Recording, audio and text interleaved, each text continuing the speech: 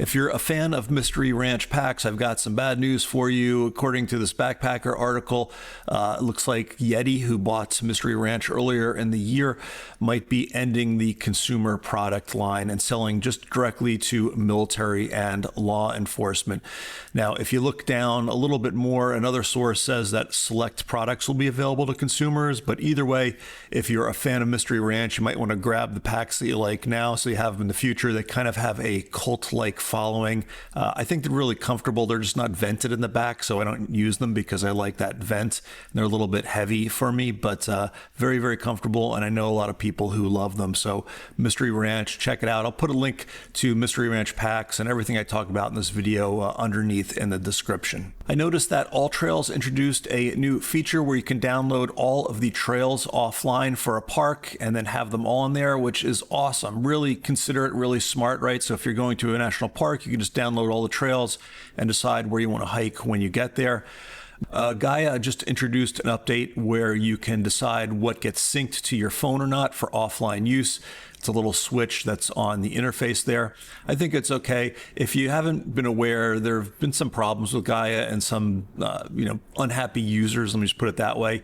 There is a subreddit for GaiaGPS, and you can kind of read about what's going on there. I've had some problems with it lately, just little minor annoyances, and I've also had it log me out in the middle of a hike before, so I'll follow up there. But Gaia just introduced this little switch, so there are people working on it. I'm just not sure whether they should be doing this or maybe addressing bugs, but that's what's going on with Gaia. I've got a few things in the Garmin world to share with you. There's been lots of leaks for the Garmin Instinct 3, I think Solar. It appeared on a support page on Garmin Spain's website, since removed.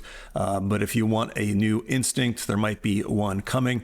If you have a Fenix 8, they released a new firmware, 12.2.2. Maybe, don't quote me on that, but I haven't gotten on my watch yet. It hasn't rolled out to me, but I will let you know how that goes and see how it is. Hopefully it makes things even better. But I did a video a couple days ago about my experience with the firmware before that, which is a lot better than it was initially. If you want to ever make your own watch face for a Garmin, there is a tool to do that. It costs 50 euros to make your own watch face and use this tool. I'm sure not a lot of people are going to do it unless maybe you're going to sell it afterwards, but I'll put a link to that under the video as well if you want to check that out. Just nice to know about, just in case you needed it. And somebody messaged me to ask, how do I turn off all of the EMF emitting sensors and antennas and broadcasting on my Garmin watch?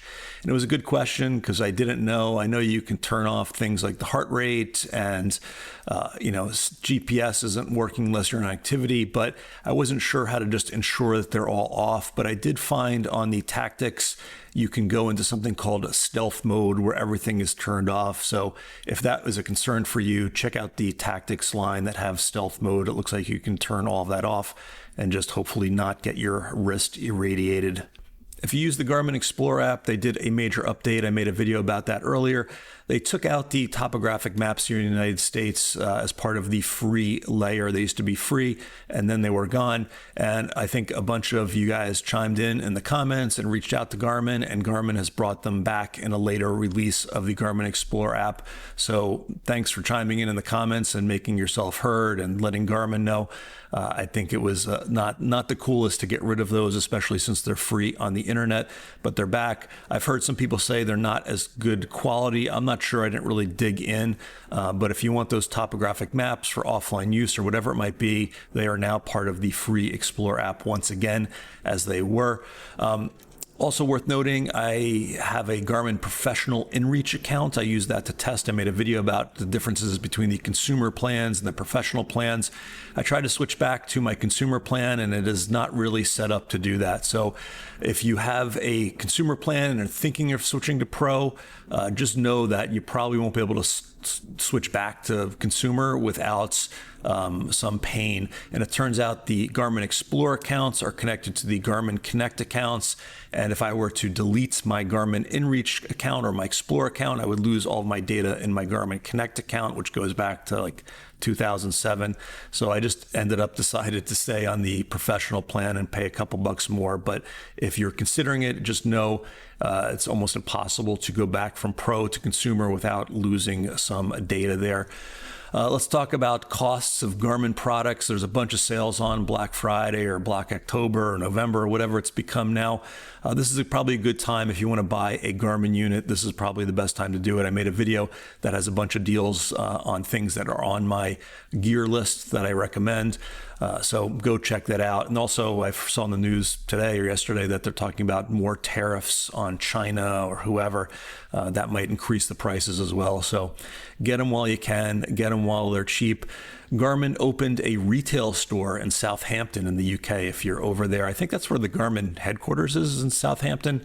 And lastly, in the Garmin front, I got a copyright alert from YouTube saying that somebody had copied one of my videos on Garmin. And lo and behold, it was Garmin Macedonia. They just copied my video, but they call me Hiking Boy. Hiking Boy. I'm not going to flag this because I think it's kind of funny. But if you want to see a Hiking Boy video, just go to Garmin Macedonia. REI has always had a very liberal return policy, but they started banning people they've labeled as serial returners. There was a whole news thing about this person who got banned from REI for returning things too many times. So heads up if that's you. REI has been going through some ups and downs. I think there was a bit of a boom after everyone came out of COVID and, outdoor usage spiked, and then they laid off some people earlier this year. They just hired a new CMO, somebody from Sephora. So we'll see what happens with REI. But overall, a lot more people going outside. There was a statistic that came out since 2010. Hiking has gone up by 89%, or 89% more people are going outside hiking, which is a good thing, unless you happen to be on the trail with them. If you saw these news stories from New Hampshire, people going out to see the fall colors on some of these New Hampshire trails, it got a little bit crazy. That's not hiking for me. That's no fun, but that's what's been going on, of course.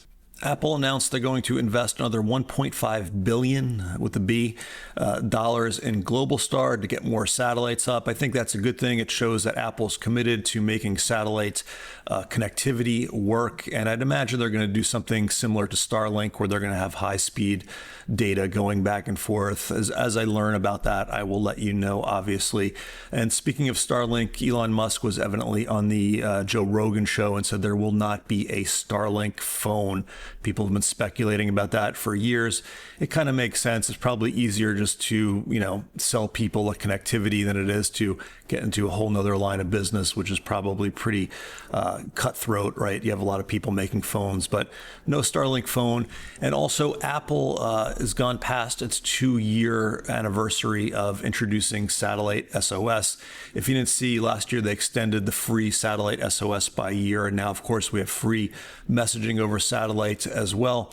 But we'll see what happens. Obviously, stay tuned here and I will cover all that stuff as it happens. All right, trail closures. So here in Southern California, we have something called the Cactus to Clouds hike. It's over 10,000 feet of climbing. It's a day hike, 20 plus miles. And there's a portion of it that goes through the Sonoran Desert, which can get to like 120 Fahrenheit during the summer. Deadly temperatures, people have died. So the last couple of years, the state park that a portion of it goes through has closed part of the trail. The problem is this year, the temperatures got cooler. It was safe to do it. It was like the one weather window when you could really do it in the best time, and they didn't open the trail. And a lot of you messaged me and said, what's going on with this? Can I do it anyway? If you want to hike on a closed trail, that's up to you. I'm not going to say to do it or not. You can read trail reports on AllTrails, but few of you called the park, the ranger's office, and asked what's going on, when is it going to open, and kind of got the runaround from the rangers. And I just say, if you're a land manager and you're going to close a trail and you want people to respect the closure, you need to be good about opening it up when the conditions change. It's a two-way street, and if you keep it closed when it's obvious that it's safe to do again, no one's going to respect it, and it's just going to be worse for the community. So please respect, on both ends, respect those closures. It doesn't seem like brain surgery, but sometimes I think there is a attitude at some of the parks like, I don't want to deal with it, so we'll keep it closed. And I don't think it's good for the community. I think the Bureau of Land Management did a great job with this bomb cyclone that came through a week or so ago in the Pacific Northwest. Parts of the Lost Coast Trail, which is a beautiful hike in Northern California, were washed out. They put out a statement, and I think they sent it to everyone who had a permit to do this. And they said, give us a call if you want to discuss it, and we'll help you figure out what to do or how to work around this or how to, deal with this situation. I think that's a much better approach to closures. Okay, I can't talk about closures without mentioning somebody breaking the rules at Yellowstone. Well, somebody went off trail and got busted, and this time the government went after them. They got a 5-year ban from the park, a few $1,000 fine, and 7 days in jail. So, I think Yellowstone's a special case. There's always people going off trail at Yellowstone. It was interesting. I read an interview with the guy afterwards, and he said he didn't see the signs. And so if you wondered why there's a million signs and there's a million regulations and a million laws, it's because of people like this. And one more story, and then I'll end this, but Canyonlands. There was a historic site. Some people hopped the fence and stole artifacts from this historic site. And of course, there was a trail cam there, which caught their ugly mugs on the trail cam. And I can look at this guy's picture and tell you he is guilty just by the look on his face. But if you're going to steal or you're going to break the rules, there might be trail cams. It's ultimately up to you. I think common sense is needed in most cases, and you will be okay. One of the things I see national parks doing more and more, and I appreciate, is they're asking for public input on projects, fee increases. I've seen this in Grand Canyon. I've seen this all over Grand Canyon, Olympic National Park, Yosemite, Glacier. And I think this is great. And on some of the things like this Mist Trail one, there's actually a whole website where it explains the issues and everything. You can go read it, educate yourself. And then they even have virtual meetings where you can get on and throw your voice or lend your voice into the mix here. I think that's responsible. I appreciate it. And if you care about a national park, just check in on the news page once in a while. That's usually where they put these alerts if you want to lend your voice to a new project or the direction of the way one of these national parks is going. One of the big issues going through the outdoors community right now is the fact that Utah and several other states are suing the federal government, and they're suing the federal government to get back land that's federally controlled by the Bureau of Land Management. I think in Wyoming, 28% of the state is BLM land, something like that. Don't quote me on that one. It's a lot, though. And these states are saying that it's a hindrance to their economic development and their development to have this land just sitting there. The states can use it. Now, as far as I know, I think only Congress can move land around like that or give it back to the states. But these states are suing the federal government. It's considered a long shot that they would win this case. But I think if they did, it would set a precedent that other nationally controlled land like national monuments and, historic sites, other fish and game, whatever it might be, could go back to the states. We'll see what happens, but that's what's going on. I would tell the states, if you want that land back, maybe get in line behind the Native Americans. Speaking of Native Americans, I noticed the National Park Service is working with some Native tribes to have them manage some of the historic sites and some of the land in national parks and national monuments. So I think that's a great thing and very appropriate. In March of 2020, a guy named Trevor Layer was heading northbound on the PCT. It was his dream to hike the PCT. He got to a section by Apache Peak, which is relatively close to me here in Southern California. It was icy and snowy. It isn't always icy and snowy. Other people were going through this stretch successfully. He tried and he lost his life. I spoke with his father, who started a foundation called Trek for Trevor that's all about educating and awareness for hikers in the outdoors, basically making people know what they need to know to be safe in the outdoors, including PCT hikers. And they are starting a program called Trevor Spikes. I think it starts on Black Friday of this year. And if you are going to do the PCT or know somebody doing the PCT, you need to know about this. The deal is that you buy your spikes and ice axe through a local business in Idlewild called Nomad Ventures. you will get a discount on those, a 20% discount that the foundation will pick up for you. So they're going to pay the difference in order for you to get microspikes and an ice axe to be safe. And also Nomad Ventures will deliver those to you at the Paradise Valley Cafe well before any of those snowy sections. There's a whole webpage, you can check it out, and I recommend going to the site. There's good resources on hiker safety.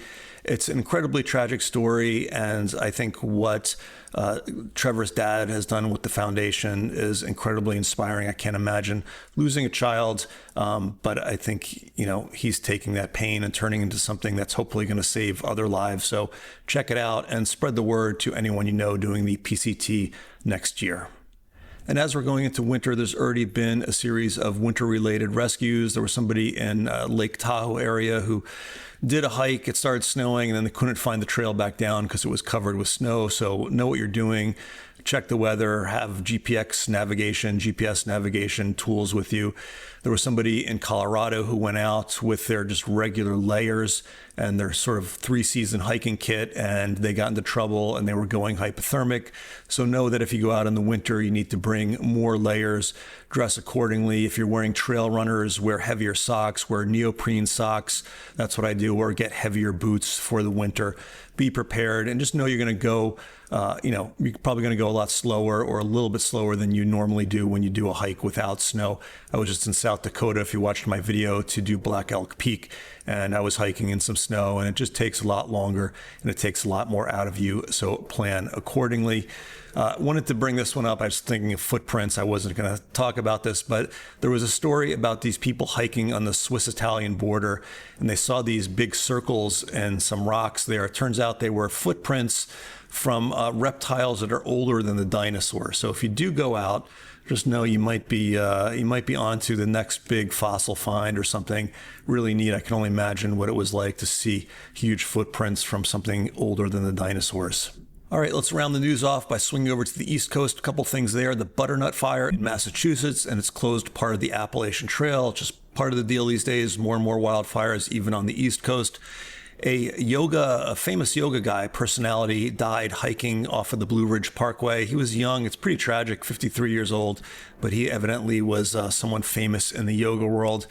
And if you are a fan of the Smokies and Appalachia, there's a new book out about George Massa. He was known as the Ansel Adams of the Appalachians, I believe. And if you want to see some of the beautiful country where he shot his pictures, check out some of my trail guides on the Smokies. A couple quick housekeeping items. I was on Dan Becker's channel talking tech, so thank you for having me on, Dan. I was also on South Korean television for something. They used some of my footage, so thank you, people of South Korea. If you live there, you might have seen me on television. Thank you, Rick from Outdoor Emergency Tech, for having me on your new podcast. A link to that underneath the video. He's got a new podcast where it's people like me, not talking about tech, but talking more about our outdoors experiences. So that was really fun. And lastly, I just wanted to share with you a hero that I was honored to know since first grade, who passed away last year. If you heard me talking about going to Alaska to deal with a death, this was my friend John Overholt. Like I said, I knew him since first grade. He was in the Coast Guard, retired. If you've ever watched those Weather Channel shows about the Coast Guard rescues, a bunch of those were his. He's won a Distinguished Flying Cross, a Bronze Star, a bunch of gold stars for all of his rescues.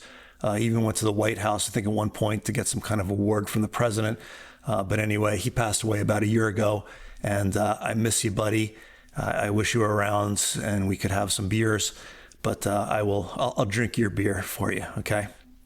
We'll solve the problem that way. But I miss you, and I'll see you one of these days. All right, guys, thanks for watching, and I'll see you out on the trails.